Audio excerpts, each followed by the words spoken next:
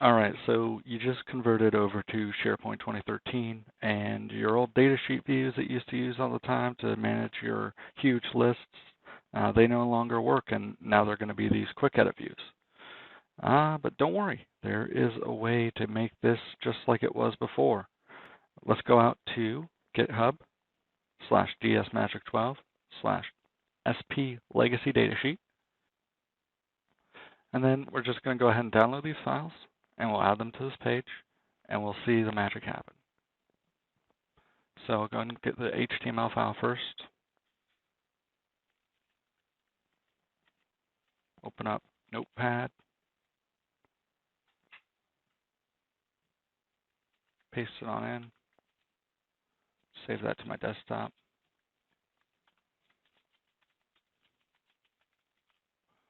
As an HTML file. Then I'll go ahead and grab the JavaScript file, which is right here, replace quick edit view. I'll click raw to easily select all and copy, and then paste it into Notepad and save this file, just like I did here. spLDS replace quick edit view. And I'll save that as a .js JavaScript file right to my desktop.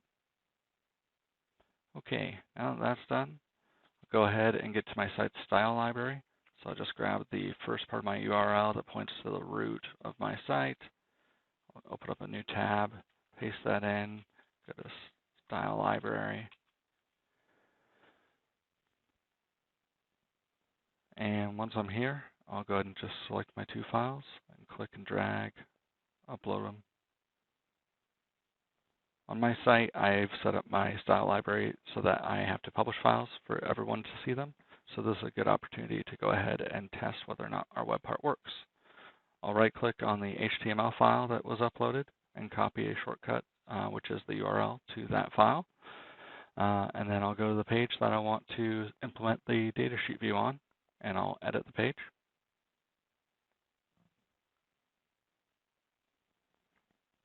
I'm going to click Add a Web Part.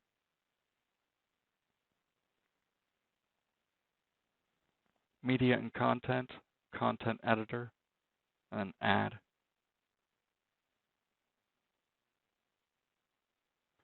Then I'm going to use the drop-down here in the upper right-hand corner of that Content Editor Web Part and click Edit Web Part. I'll go ahead and here on the right, I'll link the Content Editor Web Part to the URL of the uploaded HTML file.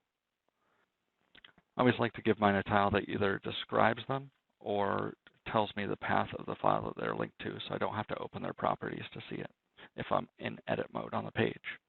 And then I'll set my Chrome type to none so that the web part does not have a title or a border around it after the page is out of edit mode. So I'll go ahead and finally, just to be sure that this loads after my list view web part does, I'll set its index to 1. I'll click OK to save my changes. And I can already see it's working its magic here, even before I leave edit mode. There you go. You see that it's already working. So I'll stop editing the page. And now every time someone lands here, as long as they have read-only access to this list, they'll be able to see the datasheet view. On my particular site host, I get paged at 100 items per view, which means that I can only see 100 items at a time in a quick edit view. However, as you see, just like before, the old datasheet view, when implemented, even on 2013 site, is actually retrieving all the list items that match the view and including them in the datasheet, which is still very handy. All right, well, that's it. Head on over to dsmagic12/SP legacy datasheet over at GitHub and get the code, try it out.